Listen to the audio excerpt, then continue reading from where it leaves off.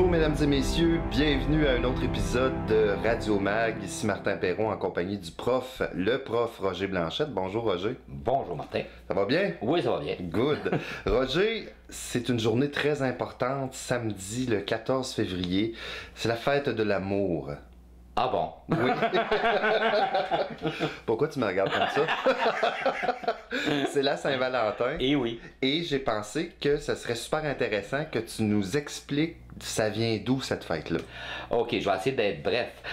Parce que, bon, toutes ces fêtes-là, il faut savoir que dans le calendrier chrétien, là, Saint-Valentin, dans le calendrier, toutes les fêtes chrétiennes ont pour origine des fêtes païennes. C'est-à-dire soit l'Antiquité romaine, l'Antiquité grecque ou la civilisation celte. Donc, dans le cas de la Saint-Valentin, à l'origine, à l'époque des Grecs, on remonte loin, là, on célébrait, au mois de février, on célébrait le mariage de Zeus et Héra. Zeus qui est le principal dieu grec et Héra qui était la principale déesse aussi. Donc on célébrait leur mariage. Donc ça, à l'origine, c'était ça. Chez les Romains, le 15 février, on célébrait, c'était ce qu'on appelle les Lupercales. Les deux Lupercales. En fait, c'était le dieu Lupercus, oui, qui était le dieu de la fécondité. Oh. Fait que là, il y avait une espèce de cérémonie qui se terminait en orgie, finalement. C'était la fête de la fécondité. Ils n'en font plus de ces genres de fêtes-là. Non, c'est disparu. Donc ça, c'était la fête de la fécondité. Quand le christianisme est arrivé, donc vers le 5e siècle à peu près, que le christianisme est devenu la religion officielle et obligatoire de l'Empire romain, bien sûr, on ne pouvait pas empêcher les gens de continuer à célébrer ces fêtes-là. C'est la même chose que la fête de Noël, en passant. La fête de Noël, c'était une fête païenne aussi. C'est le solstice d'hiver, etc. Donc, l'Église n'était pas capable d'empêcher les gens de célébrer ces fêtes-là. Fait qu'on les a tout simplement christianisés. Okay. On leur a donné un vernis chrétien. Tu sais, comme le 25 décembre, par exemple, c'est sûr que Jésus n'est pas né le 25 décembre, mais l'Église a décidé que, bon, on célébrerait la naissance de Jésus cette journée-là. Donc, pour ce qui est de la Saint-Valentin, ce qu'on a fait, c'est qu'on a pris cette fête-là, le 15 février, qui était la fête de la fécondité, on l'a christianisé en célébrant la fête d'un saint martyr. En fait, on n'est pas sûr lequel, parce qu'il y en a eu 3 Valentins, en fait, là. Mais donc, un martyr qui aurait été martyrisé, un chrétien qui aurait été martyrisé. Puis on a dit, bon, on va célébrer sa fête le 14 février, et ça va être le dieu des amoureux. Dieu des amoureux. Je pensais que c'était le dieu du chocolat. Ils ont envisagé ça aussi. Donc, c'est le dieu des amoureux. Bon, c'est resté comme ça.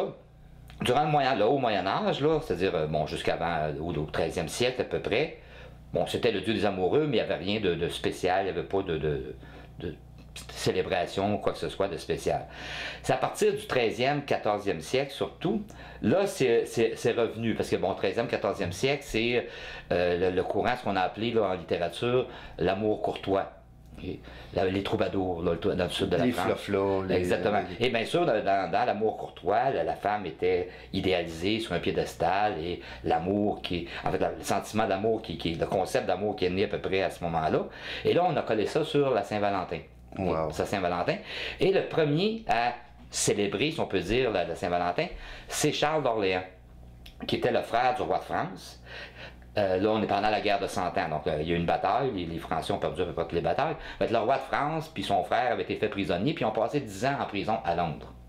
Et Charles d'Orléans, qui était le frère du roi, pendant qu'il était en prison, à chaque année, le 14 février, il envoyait une lettre d'amour à sa femme, qui était restée en France. Ah oui. Donc, dans la noblesse, chez les troubadours, etc., les poètes, les artistes, c'est devenu comme une tradition, mais qui n'a pas duré longtemps, c'est disparu.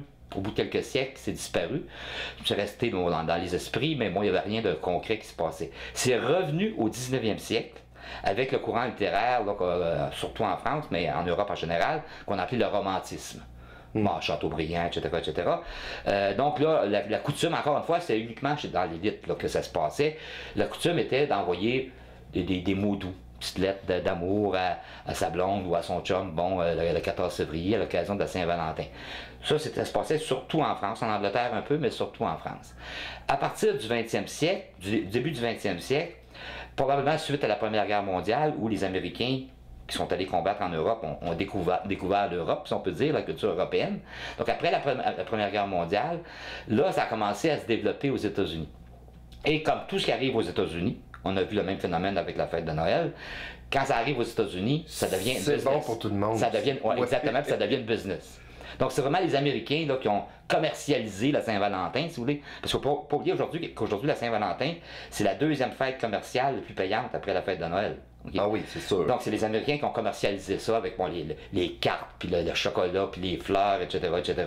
Et c'est comme ça que c'est devenu une business, dans le fond, la Saint-Valentin. Donc, tu vois, ça remonte très loin, mais ça s'est transformé. Là, En fait, la façon dont on le célèbre aujourd'hui, c'est vraiment un phénomène du 20e siècle avec les Américains. Est-ce qu'il y a des pays qui le célèbrent pas, comme exemple, aux États-Unis, oui, au Canada, oui, en Europe, oui.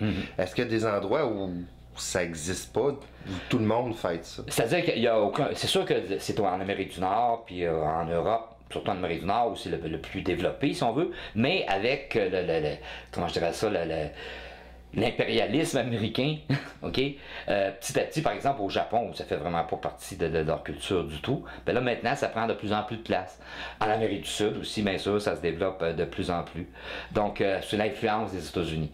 Mais c'est sûr que c'est en Amérique du Nord puis en Europe que ça se passe le plus, mais maintenant, on peut dire que c'est quasiment universel. Là. Toi, as-tu reçu quelque chose pour Saint-Valentin cette année? Ben oui, j'ai reçu une belle fleur. Moi, j'ai rien reçu encore. On va y voir. Plus sérieusement, maintenant, je veux juste mentionner qu'on a reçu un courriel pour l'émission à M. Michel qui nous a écrit qu'il aimait beaucoup l'émission. On voulait juste le saluer en passant. Oui, puis ça fait toujours plaisir, puis n'hésitez pas. Utilisez notre adresse courriel mpproduction avec un S à commercialvideotron.ca. On continue maintenant, Roger, avec une autre nouvelle. Oui. C'est un jeune du cégep de l'Outaouais qui s'appelle Sean Gibson qui s'est plaint à la direction du cégep au niveau des professeurs parce que les professeurs donnent leurs opinions, les professeurs discutent avec les étudiants. Ils ne voudraient pas que ça soit teinté dans ses résultats ou dans les examens qu'il va avoir. Vu que toi, en plus, tu es enseignant, tu as déjà même enseigné au cégep, je voulais avoir ton opinion sur cette nouvelle-là. Ben écoute, c'est clair que cet étudiant-là n'a pas compris c'était quoi le cégep. Okay? D'autant plus qu'il est en sciences humaines en plus.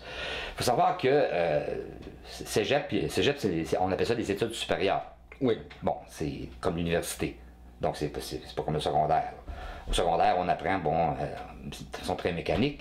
Mais quand on puis surtout en sciences humaines, les sciences humaines, le mot le dit, les sciences humaines s'intéressent à tout ce qui touche l'être humain, la société, l'organisation sociale. Donc, en sciences humaines, on a l'économie, la politique, l'histoire, la géographie, etc., etc., etc. Dans tous ces domaines-là, ben, il n'y a pas de vérité absolue. C'est par exemple en sociologie, tu as différents courants sociologiques, différentes techniques d'interprétation, modes d'interprétation. La même chose en économie. Okay? Donc, quand tu étudies au cégep, en sciences humaines, c'est tout à fait normal que les profs, c'est ça le but du cégep, c'est de te familiariser avec les différents courants. Puis c'est évident que chaque prof favorise, par exemple, une interprétation selon sa formation, etc., son expérience. Peut-être un prof, par exemple, en économie, peut être plus à gauche, un autre plus à droite. Moi, j'ai eu des profs, quand j'étais étudiant, puis j'ai étudié longtemps, là, j'ai eu des profs très à droite, puis des profs très à gauche. Puis c'est normal, et c'est correct, parce que c'est ça qui nous permet, en tant qu'étudiant, de connaître les différents courants et de finir par se faire sa propre idée. Mais toi, Roger, t'étais professeur au cégep à un moment donné, t'as toujours été un gars qui aimait dire ses opinions, ben oui. Tu faisais des émissions, tu faisais, puis t'en fais encore. Est-ce qu'il y a un danger? Est-ce qu'il y aurait une base? Est-ce que le jeune en question dit que peut-être que vu que le professeur n'aimera pas ce que je lui dis, il va mal corriger mes choses ou il va me pénaliser parce que je pense pas comme lui? Non, ça c'est complètement faux. Là. Ça c'est complètement faux. Il faut faire une différence entre... tu sais, l'objectivité, là, ça n'existe pas. Les personnes les plus dangereuses, c'est celles qui se prétendent objectives. Okay? C'est celles qui se prétendent objectives. Par contre, ce qui est très important, puis ça, c'est une question de professionnalisme, et tous les profs, peut-être à part quelques exceptions, j'en ai pas connu beaucoup dans ma vie, ont ce qu'on appelle l'honnêteté intellectuelle. Donc, je présente mon point de vue, et c'est mon rôle comme prof. Et c'est le rôle aussi de débattre avec les étudiants. Exactement, c'est ça. Moi, j'ai l'obligation de présenter une interprétation. Tu sais, je peux pas enseigner de façon neutre, là, t'es arrivé telle chose, t'es arrivé telle chose, t'es arrivé telle chose. Ça marche pas de même, là. Donc, j'ai mon point de vue, j'ai mon interprétation, je l'assume, je le dis clairement. Et effectivement, comme tu dis, ben là, on débat. Puis de toute façon, il y a beaucoup de professeurs aussi qui aiment ça, des étudiants qui sont capables de discuter, même s'ils n'ont pas nécessairement la même opinion. Ben oui, c'est ça qu'on cherche. Challenge. Comme prof, c'est ça que tu cherches. C'est pas une gang de légumes en avant là, qui vont gober tout ce que tu dis. C'est ça le but de l'enseignement supérieur, c'est de débattre. Tu sais, quand les universités ont été créées au 13e siècle en Europe, sais-tu comment ça s'appelait un cours universitaire? Non. On disait pas je m'en vais à mon cours. Ça s'appelait une dispute. Ah, une dispute universitaire. Parce que l'université fonctionnait comme ça. Le prof arrivait, et là, à chaque cours, le prof arrivait avec une idée, une affirmation. Et le cours, c'était de débattre de cette affirmation. De cette affirmation-là. Donc, c'est ça, les études supérieures, et ça inclut le cégep et l'université, le but de ça, c'est de justement développer l'esprit critique des étudiants et d'apprendre à débattre de leurs idées, à critiquer. C'est ça le but. Donc, comme je dis, cet étudiant-là, je le connais pas, puis j'ai pas à le juger, mais de toute évidence, il n'a pas compris c'était quoi le cégep. Là. Un autre changement de sujet, quelque chose d'historique qui est arrivé, c'est l'aide médicale à mourir avec l'autorisation maintenant de pouvoir avoir l'aide médicale à mourir. Et ça, c'est un sujet important, même si ça fait là, quelques jours. Je voulais entendre un peu ta vision.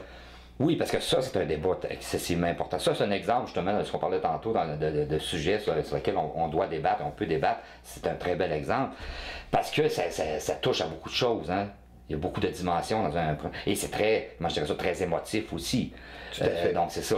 Donc moi j'avoue que ça m'a un peu surpris le jugement de la Cour suprême, parce que traditionnellement la Cour suprême a tendance à être assez conservatrice au sens idéologique du terme, pas au sens politique, mais au sens idéologique. D'autant plus qu'il y a 20 ans à peine, il y avait eu un jugement justement à la Cour suprême qui est arrivé à un verdict... l'affaire Rodriguez. L'affaire sous Rodriguez, etc. Donc ça fait à peine 20 ans, et il y avait Donc moi je trouve ça encourageant, parce que ça prouve dans le fond que la société évolue. Parce que même dans l'opinion publique, on le voit, on le sent, là, quand tu discutes avec les gens, on sent que c'est sûr que ça ne fait pas l'unanimité, puis ça ne fera jamais l'unanimité un sujet comme ça, là, mais on voit que la société évolue, les idées changent, les idées se transforment, et la Cour suprême en a tenu compte de ça. Je tiens juste à préciser une chose, par exemple, parce que ça, c'est une affaire qui m'énerve dans les médias souvent, là, c'est que pas tous les journalistes, mais certains journalistes, certains commentateurs ont tendance à tout mêler. Okay? Ce jugement-là, et de la même façon que la loi qu'on a eue au Québec aussi, là, qui était en avance, dans le fond, la loi du Québec était en avance là-dessus, parle du suicide assisté. Okay? Et j'entends souvent les commentateurs à la radio, à la télévision, parler d'euthanasie. Ce n'est pas du tout la même chose. Okay? Ce n'est pas du tout la même chose. Moi, je m'opposerais catégoriquement à toute légalisation de l'euthanasie. Okay? Mais je suis totalement en accord avec le jugement de la Cour suprême sur le suicide assisté. Parce que la différence entre les deux est fondamentale. Le suicide assisté, c'est quand disons que moi, comme personne, pour toutes sortes de raisons médicales, j'ai une maladie dégénérative, moi je souffre, etc., je ne veux plus continuer à vivre. Mais j'ai pas les moyens, les capacités de mettre fin à mes jours. Donc, puis je veux le faire de façon digne. Donc, je demande l'aide d'un médecin pour m'aider à mourir. Ça, c'est ce qu'on appelle le suicide assisté. Mais c'est moi qui décide. Okay? C'est ça. C'est moi qui décide. Alors que l'euthanasie, c'est totalement différent. L'euthanasie, c'est quelqu'un d'autre, quelqu'un d'extérieur, qui, de sa propre autorité, décide que moi, c'est fini. C'est ça. Ça, c'est l'euthanasie. Et ça, je m'opposerai toujours à ça. Parce que ça, c'est dangereux. Le glissement peut être très dangereux. Mais dans le cas du suicide assisté, moi, je pense qu'un individu libre, lucide, d'autant plus que les conditions sont très précises. Ça, justement, je voulais en parler des critères. On a affaire à un adulte capable, donc il peut prendre sa décision lui-même. La lucidité, c'est ça. Que celui-ci énonce un consentement clair à mettre fin à sa vie. Exactement. Donc, c'est pas juste une... C'est pas juste t'es rendu vieux, on va s'arranger. Non, c'est ça. C'est que je dis très clairement, je veux que tu m'aides à mourir. Et qu'il est aux prises avec des problèmes de santé graves et irrémédiables. Exactement. Donc, il n'y a aucune chance. Aucune amélioration possible. Exact. Et que ces problèmes entraînent chez lui des souffrances persistantes et intolérables. Exactement. Puis ça, bien sûr, la notion de souffrance, là, c'est subjectif. Parce que ce qui est intolérable pour moi peut ne pas l'être pour toi. C'est ça, exactement. Mais je trouve que c'est les critères. En fait, on retrouve exactement... On voit que le jugement de la Cour suprême s'est inspiré beaucoup de la loi 52 là, qui a été votée au Québec, parce qu'il reprend à peu près les mêmes termes. Roger, si tu veux bien, on va faire une petite pause, mais j'aimerais qu'on continue sur ce sujet-là tout de suite après la pause. D'accord.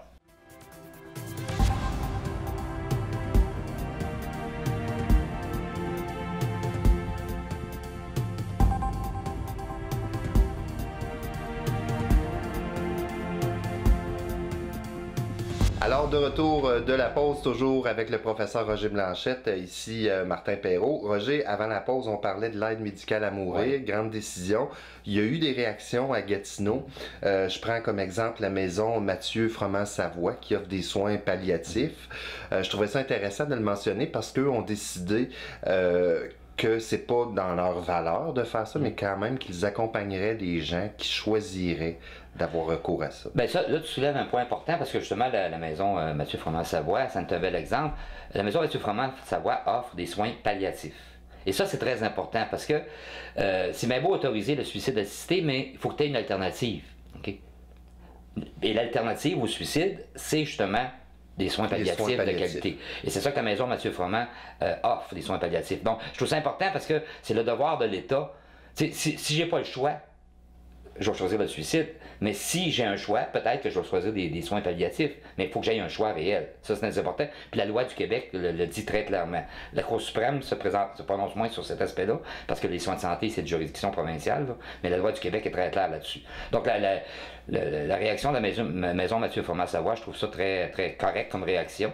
Parce qu'effectivement, la loi le dit clairement aussi, autant la loi du Québec que le jugement de la Cour suprême, il n'y a personne qui est obligé. C'est que moi, comme patient, j'ai le droit de le demander, mais il n'y a aucun médecin qui est obligé d'accepter, dans le sens que si un médecin, pour une raison ou pour une autre, pour des raisons religieuses ou parce que ça va contre ses valeurs, il dit non, moi je regrette, mais moi je le ferai pas, ben c'est correct qu'il ait le droit. Je trouve ça correct qu'on ne puisse pas obliger les médecins à le faire. À ce moment-là, ben là, mais par contre, le médecin a l'obligation de te mettre en contact avec d'autres médecins qui seraient prêts à le faire. Exactement. Mais la réaction de la maison Mathieu Froment-Savoie, moi je trouve ça très correct. Et j'espère que justement le gouvernement va les aider à pouvoir offrir vraiment encore mieux, encore plus des soins palliatifs. Et j'étais curieux de savoir ce que tu pensais de la religion qui aussi a donné son opinion. Notre archevêque de Gatineau, M. Durocher, qui a envoyé une lettre ouverte au site web de la Conférence des évêques catholiques du Canada. Et évidemment, eux sont contre. Ben ça, c'est évident. Dans le fond, l'archevêque de Gatineau, ce qu'il fait, c'est qu'il reprend tout simplement la position de l'Église. Parce que sur des questions comme ça, que ce soit le suicide, que ce soit l'avortement ou quoi que ce soit, l'Église a des positions très, très dogmatiques, très, très tranchées, et il n'y a pas de nuance. Donc, l'archevêque fait juste reprendre. Dans le fond, il n'y a pas d'opinion personnelle là-dedans. Il fait juste redire la position officielle de l'Église. Il faut savoir qu'il n'y a pas si longtemps, puis que c'est pas longtemps, là, ça fait vraiment pas longtemps, au Canada, par exemple, quelqu'un qui se suicidait, il était condamné à mort par contumace. Puis si tu essayais de te suicider... Donc tu veux te suicider, tu essayes de le faire, tu manques ton coup, dans ce temps-là, on va t'arrêter, puis tu vas condamner à mort. La peine de mort. Puis en plus, pour ce qui est de l'Église catholique, puis ça fait vraiment pas longtemps, là, quelqu'un qui se suicidait avait pas le droit à des funérailles à l'église, et il n'y avait pas le droit de se faire enterrer dans un cimetière. On l'enterrait en dehors du cimetière. Oh, oui. Ça fait pas longtemps que c'est changé, là.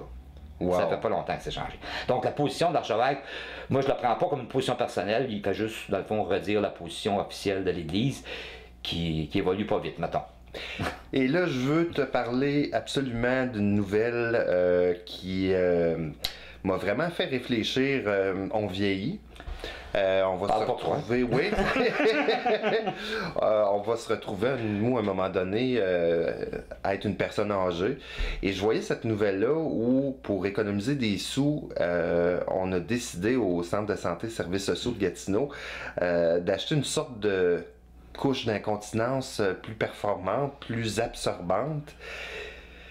Puis, honnêtement, ça m'a bien fatigué, cette nouvelle-là, parce que c'est vraiment pas correct. Excuse-moi, mais j'ai un gros problème avec ça. Ben, c'est déprimant, mais en même temps, c'est tellement représentatif du courant dans lequel on se trouve actuellement, là, la fameuse austérité, bon, tout ça.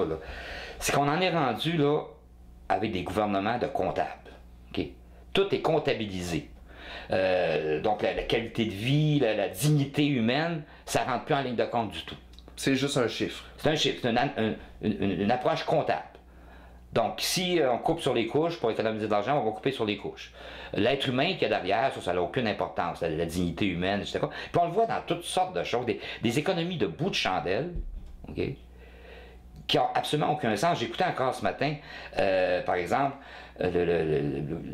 c'est à 3S de Gatineau, Oui. qui veut couper les infirmières qui sont formées spécialement pour la transplantation d'organes. Parce que quand une transplantation d'organes, ben, il faut que ça se fasse vite. Donc, il y a des infirmières, très petit nombre, qui sont formées spécifiquement pour ça. En même temps, le gouvernement fait des grosses campagnes pour encourager les gens à faire des dons d'organes. Et là, on coupe là-dessus. Okay? On coupe là-dessus. Alors que une seule transplantation fait économiser le salaire de ces infirmières-là seulement. Okay? C'est complètement ridicule. Donc, c'est une approche purement comptable et on voit ça dans tous les domaines. Et chez les personnes âgées, parce que les personnes âgées, c'est une clientèle très fragile, très vulnérable. Tu sais, la majorité des gens qui sont dans les foyers, là, il n'y a jamais personne qui va les voir seulement. Okay?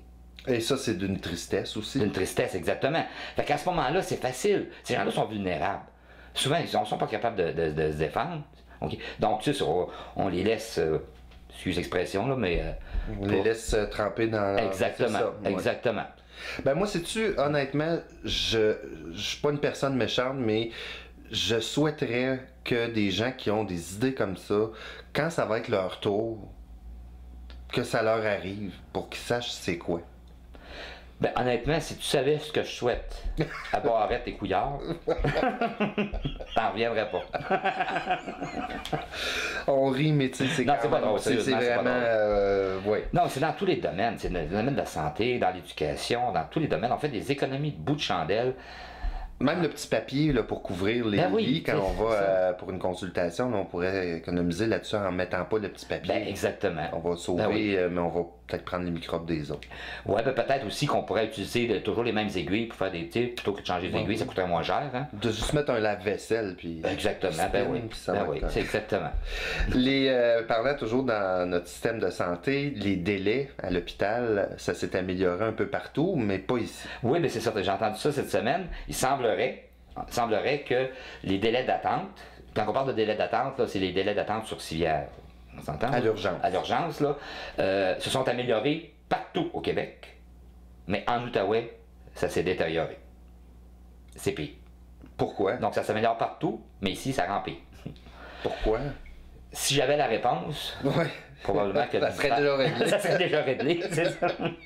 Mais c'est clair que... Mais surtout que c'est peurant quand tu penses que beaucoup de clientèle ici du côté québécois traversent en Ontario Ah oui, pour obtenir leurs soins, mais ici c'est quand même plein. Exactement, S'il n'y avait c'est pas ça. personne qui allait en Ontario, on serait ultra C'est plein. ça, il y a plusieurs raisons. Il y a sûrement, bon, on en a déjà parlé, le sous-financement, ça c'est un fait, là. Ça a été démontré depuis longtemps. L'Outaouais reçoit moins que le reste du Québec par capita là, pour les soins de santé. Donc il y a le sous-financement, mais en même temps, ça n'explique pas tout. Il y a sûrement un problème, je ne sais pas, d'organisation, je ne sais pas, là. Comment ça se fait qu'ailleurs, ils ont réussi?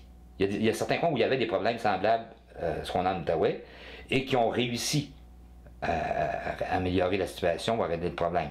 Je ne sais pas, écoute, là, moi, je me dis franchement, depuis que je suis en Outaouais, là, j'ai mis les pieds à l'urgence une fois. OK. OK? Puis j'ai même pas vu de médecin. Parce qu'après 6 heures, je suis parti, j'étais tanné. C'est sûr, ouais. Fait que je peux pas dire que je connais très bien, là, je fréquente très peu les salles d'urgence et j'espère que je vais continuer à ne pas les fréquenter. Mais je commence à savoir c'est quoi un statut particulier, parce que c'est vrai qu'on est particulier ici à Gatineau. À bien Dans des bien égards. des égards, À bien oui. des égards, oui. Il y a eu une rencontre cette semaine entre le maire d'Ottawa, Jim Watson, et Maxime Penneau-Jobin de la ville de Gatineau dans le cadre d'un déjeuner-dîner du regroupement des gens d'affaires. Et on parlait la semaine passée du train léger, ces choses-là. Ça a comme un peu brisé l'espoir en lisant l'information. Oui, parce que d'après ce qu'on a vu, c'est dans le fond, c'est pas rien de nouveau. On pouvait espérer que ça change, mais de toute évidence, ça n'a pas changé. C'est qu'Ottawa regarde Gatineau vraiment avec mépris. Dans le sens que Gatineau, moi je suis le grand frère, c'est moi qui décide. le petit Gatineau à côté, l'orange ouvroir. C'est même méprisant parce que je disais par exemple qu'un des intervenants, c'est pas le maire Watson lui-même, mais un des intervenants s'est adressé à M. Penneau-Jobin, puis aux représentants du Québec, avec mépris en leur disant, ben, nous autres, là, votre rapibus, là, vous êtes à peu près au niveau où nous autres on était en 1980, puis vous ne serez jamais capable de faire comme nous autres. Ouais. Fait qu'arrangez-vous vos problèmes. Ben, vous voyez, en même temps, on nous dit on ne veut plus voir les autobus de Gatineau dans le centre-ville d'Ottawa, mais au lieu d'essayer de trouver des solutions avec Gatineau en partenariat, on en va promener carrément à Gatineau avec mépris en disant arrangez-vous avec vos troubles, mais on ne veut plus voir vos autobus. Il y a une compagnie privée qui voudrait faire quelque chose avec le pont Prince-de-Galles pour pouvoir refaire le transport. Pas encore là, ça semble un petit peu hésitant, nébuleux. Oui, c'est ça. Ça, j'avoue que je suis très méfiant par rapport à ça, là. Parce qu'une compagnie privée, que ce soit n'importe quelle compagnie privée, son seul but, c'est de faire du profit. Okay? Les compagnies privées agissent jamais par charité chrétienne. Par compassion, exactement. Fait que, puis moi, je serais méfiant. Méfiant, très, très méfiant. Puis je veux terminer, Roger, parce que l'émission tire à sa fin avec le dossier Guertin. C'est extraordinaire, mais c'est remis. J'en revenais pas. Ça me dépasse, moi non plus. C'était cette semaine, l'ouverture. Ben, écoute, l'Arena Guertin, c'est remis à plus tard. C'est une farce, on s'entend.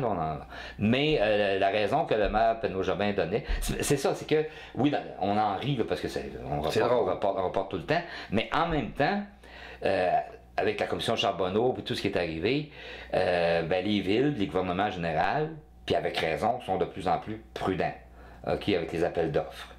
Donc, il semblerait que le rapport en question, là, c'est pour préciser les appels d'offres, éclaircir, pour pas se retrouver, puis ça, je trouve ça important, pour pas se retrouver avec ce qui est arrivé avec le centre sportif, là. Okay? C'est ça. Où la facture a explosé, le job a été fait à moitié. Donc, ou ce qui est arrivé avec le Rapibus, où le prix a pratiquement doublé. Donc, je comprends que les villes soient très, très, très, très prudentes et que les entrepreneurs aussi, d'une certaine façon, ceux qui font des soumissions, veulent avoir le plus de précision et d'éclaircissement possible avant de donner leur soumission.